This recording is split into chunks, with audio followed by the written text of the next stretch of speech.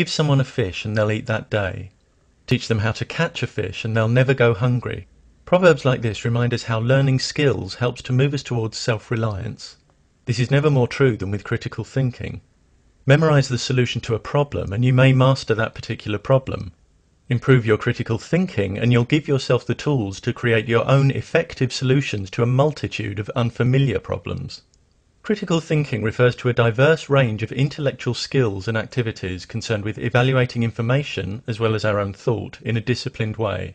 When we're willing and able to examine our own capability as thinkers, acknowledging problems and weaknesses, this can help us refine our thought processes so that we learn to think and assess information in a more comprehensive way that increases our ability to identify and reject false ideas and ideologies. Critical thinking isn't just thinking a lot. A person may spend a great deal of intellectual energy defending a flawed position or pursuing a question that actually needs reformulating before progress can begin. If they never examine possible flaws and biases behind their approach, that's not thinking critically. We must want to be better at thinking, to pinpoint and minimize any biasing influence on our thought from culture and upbringing, to seek out and be guided by knowledge and evidence that fits with reality, even if it refutes our cherished beliefs. Indeed, when we think critically, beliefs tend not to be cherished, but held on the understanding that if they're shown to be unfounded, a change of position is the most appropriate response. Critical thinkers cultivate an attitude of curiosity and eagerness to widen their perspective and broaden their knowledge, and they're willing to do the work required to keep themselves properly informed about a subject. They recognize that explanations must actually explain and be testable to be worthy of serious consideration, and that legitimate theories clearly define the circumstances in which they'll concede defeat.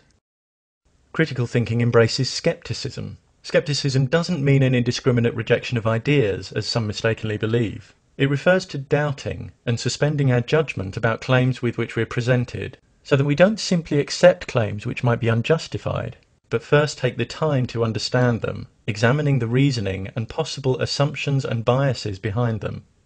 Reasoning behind factual claims should be based in sound, consistent logic, not on emotions and social pressure, because the truth value of factual claims isn't determined by the emotion that accompanies them, or the fact that they may be believed by certain social groups. Sometimes people try to persuade us that reason has no value, but that's an untenable position.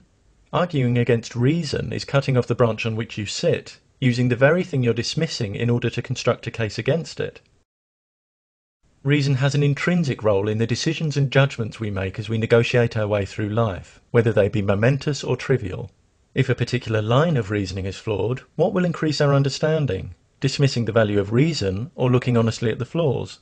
A lack of respect for reason or evidence, or any number of obstructive character traits, will sabotage one's capacity for critical thought.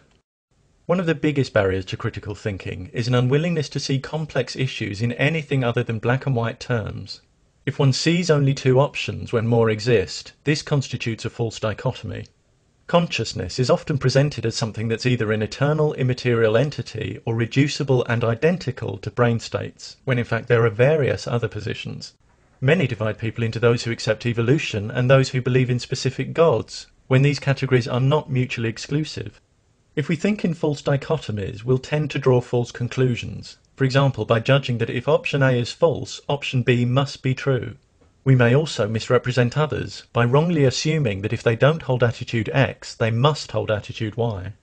Black and white thinking often reflects an underlying reluctance or refusal to deal with the uncertainty that results from complexity and an absence of definite answers. But leaping to flawed conclusions because you can't tolerate the ambiguity of not knowing is not about truth or curiosity, but comfort. The critical thinker can handle uncertainty, preferring to be aware of their own areas of ignorance, and they can wait for valid evidence and evidence-based answers. Critical thinking provides each of us with the keys for unlocking our own intellectual independence, leaving us willing and able to explore and solve problems for ourselves. It moves us away from rash conclusions, mystification, and a reluctance to question received wisdom, authority, and tradition. It moves us towards intellectual discipline, the clear expression of ideas, and the acceptance of personal responsibility for our own thinking. Communities in which individuals are eager to acquire and apply the best knowledge and reason in all fields, and willing to acknowledge and correct flaws in their own thinking, are better equipped to create more profoundly effective solutions to the challenges we face in living and living together. When we teach and encourage critical thinking, we empower individual lives and invest in our collective future.